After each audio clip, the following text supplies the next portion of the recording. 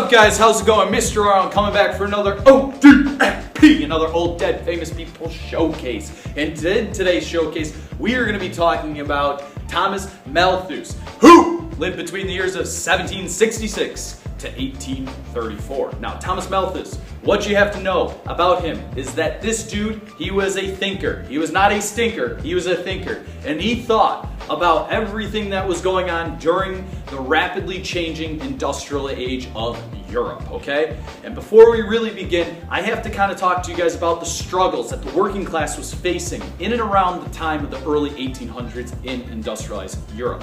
In the late 1700s, early 1800s, the people of the working class were subjected towards living in crowded slums, like you see behind me, and were hungry. And widespread misery was sweeping across major English and European cities, such as places like London, Birmingham, Manchester, and Liverpool.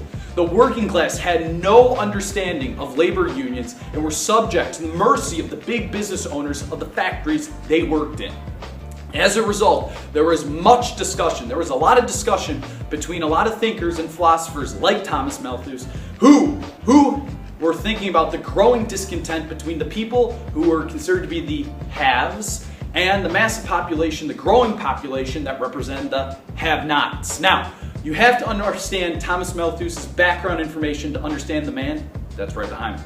Thomas Malthus was an English cleric and scholar and was one of many thinkers who tried to understand the staggering changes that were taking place during the industrial age. As an heir to the Enlightenment, Malthus tried to intertwine natural laws and rights with the world of business and economics. Malthus was a laissez-faire economist and predicted that population at one point would outpace the food supply, that the world become overpopulated.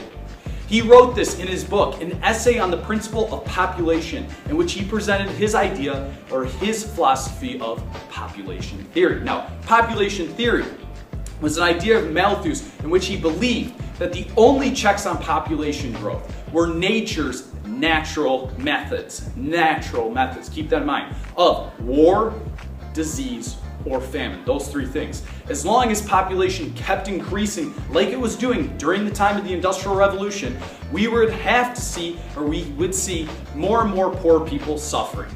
He urged families at this point in time to have fewer children and discouraged people from giving charitable handouts and vaccinations. Basically, he discouraged people from having a heart and helping out the poor.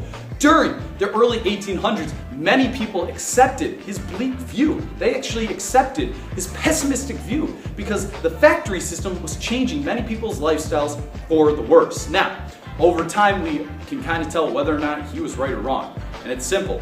He was obviously wrong, okay? This view of Malthus was obviously proven wrong with time, and the population boom continued to grow throughout much of the world in the industrial age, and the food supply grew even faster with it. So we as humankind, we were okay. As the century progressed, living conditions, they slowly improved. And then people began to understand to have less and less kids. We don't see families necessarily of 12 anymore like it was common during the time of the Industrial Revolution. By the 1900s, population growth and control was no longer a problem in most Western civilization countries. Places like England and America, where the Industrial Revolution obviously took place. Alright, that's all I have for this ODFP showcase for Thomas Malthus, the guy right behind me. I hope you guys enjoyed it. Mr. Allen signing off. I'll see you guys later. Take care.